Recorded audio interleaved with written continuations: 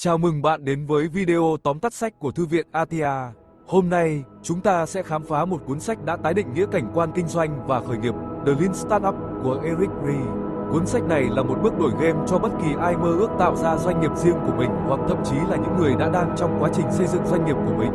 Khi chúng ta điều hướng qua các trang của cuốn sách cách mạng này, chúng ta sẽ phá tan điều kiện của sự hoàn hảo trong việc khởi nghiệp và khám phá một cách tiếp cận thông minh hơn, gọn nhẹ đối với khởi nghiệp.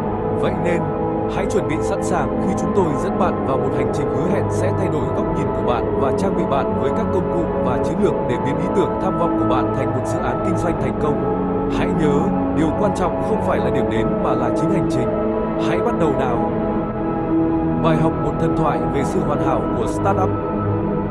Hãy tưởng tượng một cảnh tượng một nhóm sinh viên trẻ trung đang tụ tập trong căn phòng ký túc xá ấm cúng, khuôn mặt của họ phát sáng trong ánh sáng của máy tính xách tay. Họ đang nghĩ ra ý tưởng đột phá tiếp theo, một sản phẩm hứa hẹn sẽ cách mạng hóa thế giới. 10 năm trước, Eric Ries đã bắt gặp mình trong một tình huống tương tự, tràn đầy giấc mơ và lạc quan, tin rằng thành công chỉ còn chờ đợi với sự làm việc chăm chỉ của họ. Tuy nhiên, hiện thực đã đánh mạnh khi anh và đồng sáng lập của mình bắt đầu tranh cãi giữa đường phố dưới cơn mưa, nhận ra rằng startup hứa hẹn của họ đang trên bờ vực sụp đổ. Mặc dù có ý tưởng xuất sắc và đội ngũ tận tâm, họ thiếu một yếu tố quan trọng, hiểu biết về cách biến sản phẩm của họ thành doanh nghiệp thành công. Đối mặt với thất bại không phải là chuyện dễ dàng. Tuy nhiên, sự thật khắc nghiệt là hầu hết các startup không thể thành công, mặc dù truyền thông đang tôn vinh những doanh nhân thành công. Nhiều sản phẩm mới thất bại trong việc tìm thị trường của họ, nhưng những câu chuyện này vẫn tiếp tục làm cho những người tin rằng họ có điều đúng để thành công. Trong bối cảnh này, hành trình của Ries đánh dấu bằng cả những chiến thắng và thất bại, nhấn mạnh rằng bí quyết để thành công trong startup không chỉ nằm ở tài năng bẩm sinh hoặc thời điểm hoàn hảo, nó nằm ở trong quy trình hệ thống và việc học hỏi liên tục. Hãy nhớ ý tưởng táo bạo cần có quản lý hiệu quả để mở đường cho thành công. Sau thất bại ban đầu, Ries bắt đầu một startup mới, IMVU.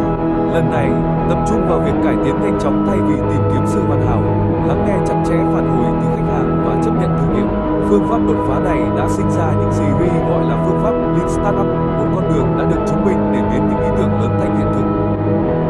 Vậy hãy bắt đầu hành trình đến thành công bằng cách từ bỏ những thần thoại lỗi thời và chào đón một tương lai của doanh nghiệp hệ thống. Bài học 2: tiếp cận tiến bộ trong quản lý startup. Khởi nghiệp là như xây dựng một ngôi nhà, bạn cần một kế hoạch và kiểm soát để các ý tưởng sáng tạo phát triển. Nhưng vấn đề là các quy tắc quản lý cũ hiếm khi hoạt động cho các startup. Chúng có thể làm chậm tiến trình khi nó cần phải nhanh chóng và linh hoạt. Phương pháp cũ hướng tới việc phù hợp với những thách thức khởi nghiệp độc đáo và khung quản lý tổng quát đã dẫn nhiều startup vào con đường lộn xộn và thất bại. Trong thời đại hiện nay, có nhiều người hơn bao giờ hết đang cố gắng bắt đầu kinh doanh.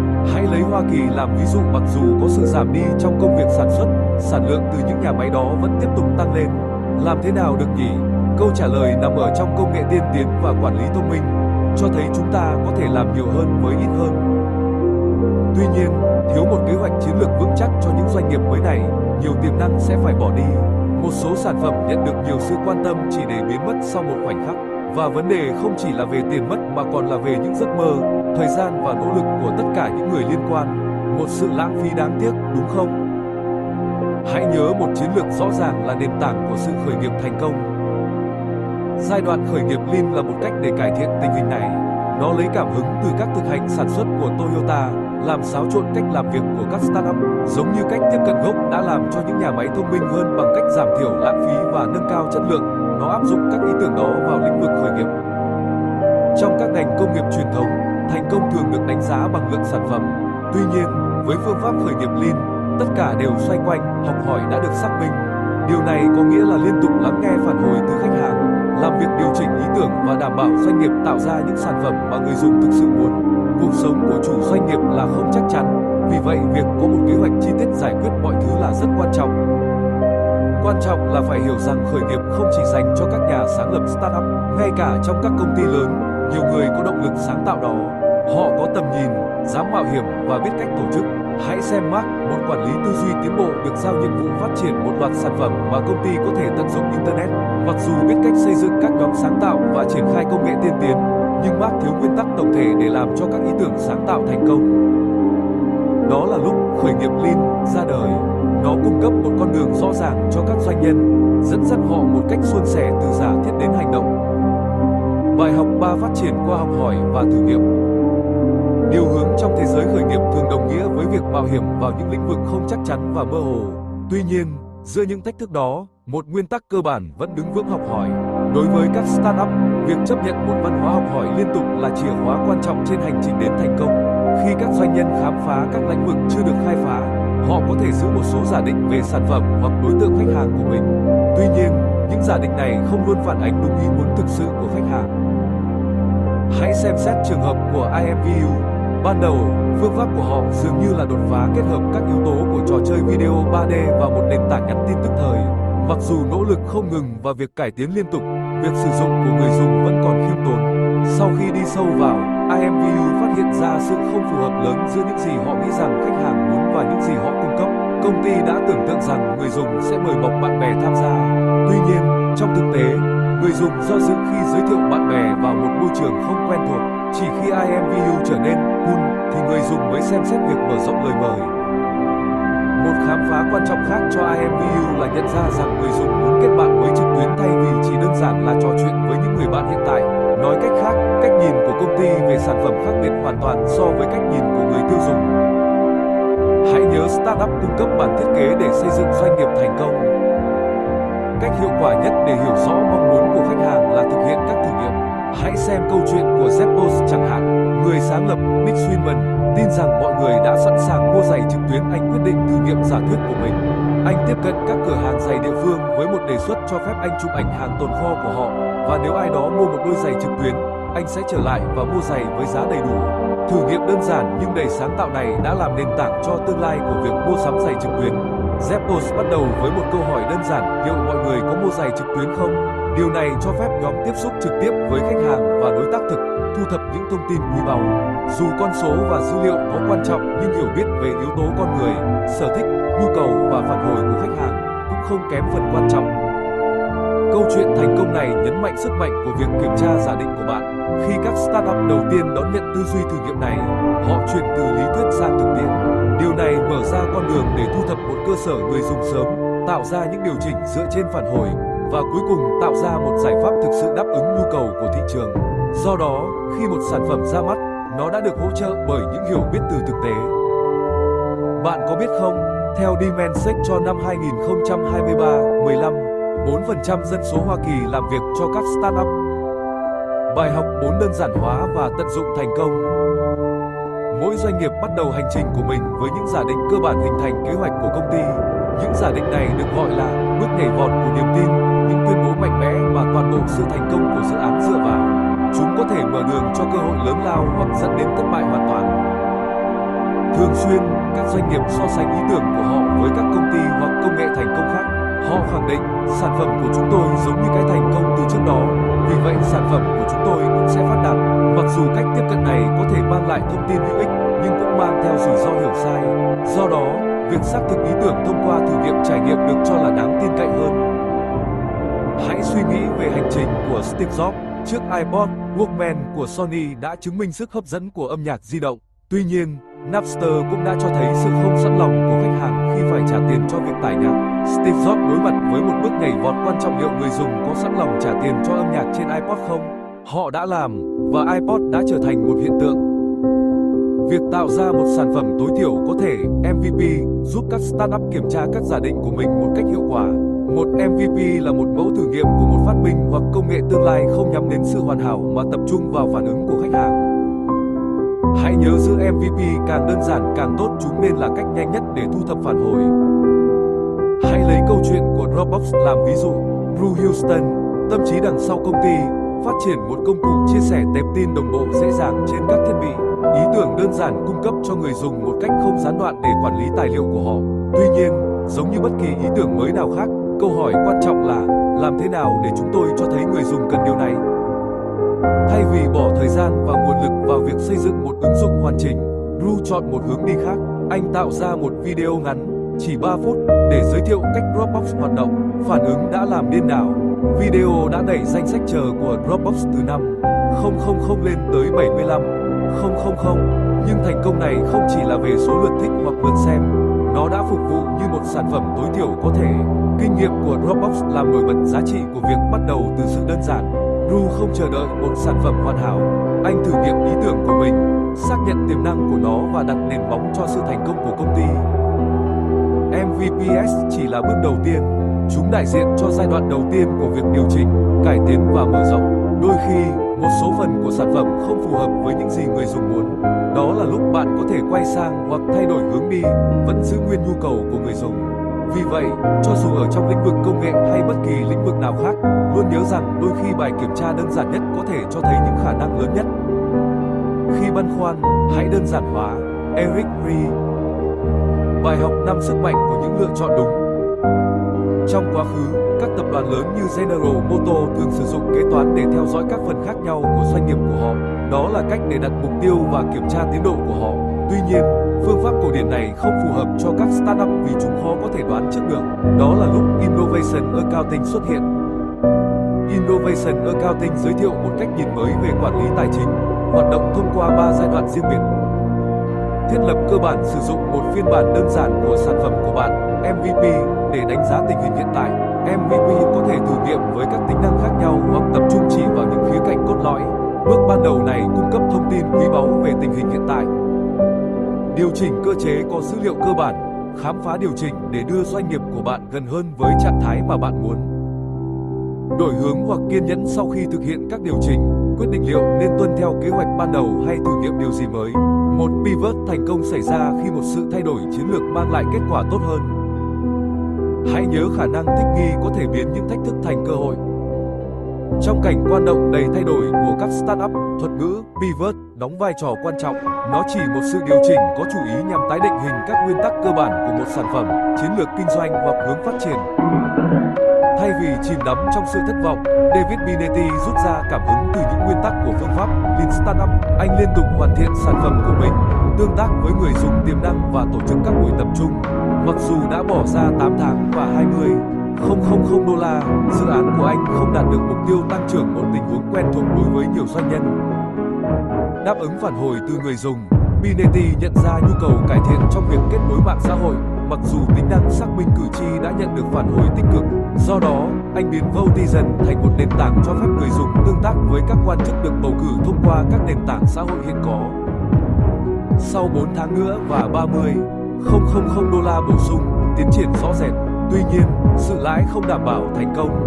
Do đó, David quyết định thay đổi hướng đi một lần nữa, tập trung không vào người tiêu dùng cá nhân, B2C, mà vào các tổ chức lớn quan tâm đến chính trị, B2B. Ngày nay, Votizen phát triển mạnh mẽ, nhưng hành trình của họ nhấn mạnh sự linh hoạt của các startup và sự cần thiết của tư duy linh hoạt giữa những không chắc chắn. Bài học 6 chìa khóa của sự phát triển bền vững. Trong thế giới hiện đại ngày nay, việc đa nhiệm thường được cho là phương pháp tốt nhất. Tuy nhiên, đằng sau sự đơn giản của việc tập trung vào một công việc từ đầu đến cuối thường là sự khôn ngoan. Hãy xem câu chuyện sâu sắc về James Umack và con gái của ông, được giao nhiệm vụ gói thư. Họ đã khám phá ra một sự thật đáng ngạc nhiên: hoàn thành một phong bì mỗi lần thường nhanh hơn so với phương pháp truyền thống của việc thực hiện các nhiệm vụ theo lô. Hãy tưởng tượng điều này, hình dung ra rằng bạn nhận ra rằng những phong bì quá nhỏ cho những lá thư sau khi đã gói một đống chúng. Đó là một sự lãng phí lớn. Tuy nhiên, bằng cách xử lý từng nhiệm vụ một cách riêng lẻ, bạn sẽ nhận ra vấn đề ngay lập tức. Nguyên tắc này đã cách mạng hóa các ngành công nghiệp lớn cũng. Các nhà tầm nhìn như Taiichi Ohno và Shigeo Shingo đã triển khai nó tại Toyota, một nhà sản xuất ô tô hàng đầu. Sau Thế chiến thứ hai, Toyota thiếu các nguồn lực để cạnh tranh với các nhà máy Mỹ trong sản xuất ô tô. Do đó, họ chọn sản xuất theo lô nhỏ, cho phép linh hoạt để sản xuất các loại ô tô khác nhau và nhanh chóng điều chỉnh máy móc khi cần thiết. Sự cam kết với sự điều chỉnh linh hoạt và khái niệm SMED, Single Menu Exchange of Die, của Shingo đóng vai trò quan trọng trong việc đảm bảo sản xuất theo lô nhỏ hiệu quả. Hãy nhớ, tiến bộ trong kinh doanh được tăng tốc bằng cách tiến từng bước nhỏ một lần. Việc tìm kiếm sự phát triển bền vững là rất quan trọng đối với mọi startup. Vì nhớ lại cách hai doanh nghiệp tìm kiếm sự tư vấn của ông. Một trong số đó nhắm đến việc thiết lập một thị trường cho các mặt hàng sưu tập, hy vọng cạnh tranh với các ông lớn như eBay. Còn cái thứ hai chuyên về phần mềm cơ sở dữ liệu tiên tiến cho các tập đoàn lớn. Cả hai dường như triển vọng, có doanh thu và khách hàng hài lòng. Tuy nhiên, họ gặp phải một thách thức chung: sự phát triển của họ đã ngưng lại. Sự quyết định này xuất phát từ sự phát triển bền vững mà khách hàng hiện tại có thể thúc đẩy. Khách hàng trong quá khứ đóng vai trò làm động lực cho sự tiến bộ bền vững thông qua 4 phương tiện chính. truyền miệng khi ai đó chia sẻ một cách nhiệt tình về món hàng mới nhất của mình. Điều này làm tò mò, thúc đẩy người khác tìm hiểu và mua hàng. Mua hàng lặp lại các sản phẩm hoặc dịch vụ được sử dụng đều đặn, như các gói đăng ký hàng tháng hoặc những vật phẩm hàng ngày cần thiết, đóng góp đáng kể vào sự phát triển bền vững. Những chiến lược này cung cấp các con đường hành động cụ thể để các doanh nghiệp đạt được sự mở rộng rõ ràng. Thành công nằm ở việc xác định nguồn tiến triển hiệu quả nhất cho doanh nghiệp của bạn và tối ưu hóa nó. Đọc sách là tốt, nhưng hành động mới tốt hơn. Eric Rie. Bài học 7 khích lệ sự tiến triển qua tính linh hoạt và đổi mới. Thế giới kinh doanh luôn thay đổi không ngừng, khiến các nhà lãnh đạo startup phải tự hỏi liệu họ đang đi đúng hướng không. Mặc dù việc loại bỏ hoàn toàn rủi ro là không khả thi, nhưng vẫn có một cách để điều hướng qua những thay đổi mới một cách dễ dàng và an toàn hơn. Hãy cùng nhìn vào hành trình của IMVU. Thay vì tuân thủ các quy chuẩn truyền thống, họ đã om sòm triết lý của tính linh hoạt. Điều này không chỉ đơn giản là phản ứng với sự thay đổi của thị trường mà còn tiến triển dựa trên những hiểu biết đã học được. Họ nhận ra giá trị của việc đào tạo và triển khai một chương trình đảm bảo rằng những người mới tuyển dụng sẽ có hiệu quả làm việc ngay từ ngày đầu tiên. Phương pháp này bắt nguồn từ sự cam kết kiên định để tinh chỉnh quy trình của họ. Hãy nhớ những câu hỏi sâu sắc có thể phát hiện ra những vấn đề tiềm ẩn. Kỹ thuật 5 tại sao được phát triển bởi Taiichi Ohno cho Toyota, rất hữu ích cho các startup. Bằng cách liên tục đặt câu hỏi tại sao 5 lần, bạn có thể khám phá ra nguyên nhân gốc rễ của một vấn đề. Ví dụ, trong trường hợp một sự cố kỹ thuật máy móc, điều tra sâu hơn có thể phát hiện ra các vấn đề từ việc bôi trơn không đủ đến việc thiếu các thành phần, làm sáng tỏ cả những sai lầm kỹ thuật và con người. Kinh nghiệm của IMVU là một minh chứng rõ ràng. Khi phải đối mặt với các phản ứng tiêu cực từ khách hàng do một sản phẩm mới, việc sử dụng kỹ thuật 5 tại sao đã phân tích nguyên nhân từ một sự cố kỹ thuật cho đến một nhân viên chưa được đào tạo và thậm chí là quan điểm của ban quản lý đối với việc đào tạo. Điều này làm rõ rằng đằng sau nhiều vấn đề kỹ thuật thường là những sai lầm của con người và cung cấp một cách để thích nghi với hiện thực này. Các công ty phát triển thường phải đối mặt với thách thức của việc duy trì sự sáng tạo của họ. Nhưng làm thế nào để các công ty thử nghiệm ý tưởng mới mà không gánh chịu những rủi ro lớn? Đó là lúc hộp cát đổi mới xuất hiện. Hãy nghĩ đến nó như một khu vực chơi dành cho ý tưởng. Các nhóm có thể thử nghiệm, quan sát kết quả và điều chỉnh. Dưới đây là cách hoạt động của nó. Các nhóm có thể thử nghiệm ý tưởng nhưng chỉ trong một số lĩnh vực nhất định. Ví dụ, một trang web có thể chỉ thử nghiệm trên một số trang. Mỗi thử nghiệm được giao cho một nhóm cụ thể từ đầu đến cuối. Các thử nghiệm được thực hiện trong một thời gian nhất định, từ ngắn hạn đến dài hạn. Chỉ một số khách hàng nhất định mới tham gia các thử nghiệm này. Kết quả được đánh giá bằng 5 đến 10 chỉ số cụ thể. Tất cả các nhóm sử dụng các chỉ số này để đánh giá hiệu suất của họ. Các nhóm quan sát cách khách hàng phản ứng. Nếu có vấn đề gì đó không hoạt động, họ sẽ dừng thử nghiệm. Cuối cùng, điều đó không chỉ là việc thử nghiệm ý tưởng mới mẻ, đó là về việc cung cấp cho các nhóm một không gian an toàn để học hỏi và phát triển. Trong bối cảnh những thách thức mới xuất hiện, hộp cát đổi mới này là nơi lý tưởng để thử nghiệm và hoàn thiện ý tưởng, mở đường cho thành công trong tương lai. Kết luận: khởi đầu một doanh nghiệp giống như việc xây dựng một cấu trúc vững chắc đòi hỏi sự chuẩn bị đúng đắn, vật liệu phù hợp và đôi khi một bản thiết kế mới khi mọi thứ không diễn ra như kế hoạch. Tuy nhiên, các phương pháp truyền thống thường không phù hợp cho các startup, có thể dẫn đến các vấn đề. Trong những thời điểm như vậy, việc lấy cảm hứng từ những người đi tiên phong như Toyota, họ sáng tạo trong quá trình làm việc để đáp ứng những yêu cầu tiến triển. Bằng cách ưu tiên kinh nghiệm thực tế hơn là sản xuất, các doanh nghiệp có thể tạo ra những sản phẩm có sức thu hút với người tiêu dùng, mở đường cho các ý tưởng thành kết quả hữu hình. Bước vào lĩnh vực doanh nghiệp đòi hỏi sự khám phá liên tục và đôi khi điều chỉnh hướng đi. IMVU và Zappos là ví dụ minh chứng cho giá trị của việc thử nghiệm ý tưởng, tiết kiệm rất nhiều nỗ lực, áp dụng khái niệm bắt đầu với một sản phẩm tối thiểu, MVP, mang lại lợi ích khi doanh nghiệp tiến triển. Điều quan trọng là tiến bộ hơn là hoàn hảo. Mặc dù mỗi doanh nghiệp bắt đầu với các ý tưởng sáng tạo, việc xác minh các giả thuyết này thông qua tình huống thực tế là rất quan trọng. Một phiên bản sản phẩm đơn giản giúp thu thập phản hồi nhanh chóng. Trên con đường tiến bộ, gặp phải các rào cản là không thể tránh khỏi, đòi hỏi các sự thay đổi chiến lược. Khả năng thích ứng và đổi mới vẫn là rất quan trọng giữa cuộc hành trình doanh nghiệp này. Tạo ra một môi trường nơi các câu hỏi tạo ra những hiểu biết sâu sắc và ý tưởng mới luôn nảy nở. Bây giờ đã đến lượt của bạn, hãy thử những chiến lược này. Bắt đầu doanh nghiệp của bạn với một MVP, điều chỉnh nó dựa trên phản hồi từ khách hàng. Sử dụng kỹ thuật 5 tại sao để khám phá nguyên nhân gốc rễ của các vấn đề. Cung cấp cho đội của bạn một không gian an toàn để thử nghiệm với những ý tưởng mới. Luôn linh hoạt, sẵn lòng thay đổi phản ứng với cảnh quan kinh doanh luôn biến đổi. Tóm lại, chúng ta vừa chỉ cắt lớp ngoài của cuốn sách The Lean Startup của Eric Ries. Cuốn sách này là một nguồn tài nguyên tuyệt vời đầy những cái nhìn sâu sắc cho các doanh nhân và các doanh nghiệp mới. Để hiểu sâu hơn về các khái niệm của MVPs, khám phá liên tục và chuyển đổi chiến lược, tôi khuyên bạn nên sắm một bản cho riêng mình. Nếu bạn thấy bản tóm tắt này hữu ích, hãy nhấn nút like và chia sẻ với bạn bè của bạn có thể cũng sẽ có lợi. Hơn nữa, đừng quên đăng ký theo dõi kênh YouTube của Thư viện ATIA, nơi chúng tôi tiếp tục rút ngắn bản chất của các cuốn sách kinh doanh phổ biến thành các tóm tắt dễ tiếp nhận. Cảm ơn bạn đã tham gia cùng chúng tôi hôm nay. Hãy nhớ, trong thế giới của các doanh nghiệp mới, việc duy trì gọn gàng và liên tục đổi mới là chìa khóa để thành công. Vì vậy, hãy tiếp tục học hỏi, tiếp tục phát triển và đừng quên đón xem video tiếp theo của chúng tôi.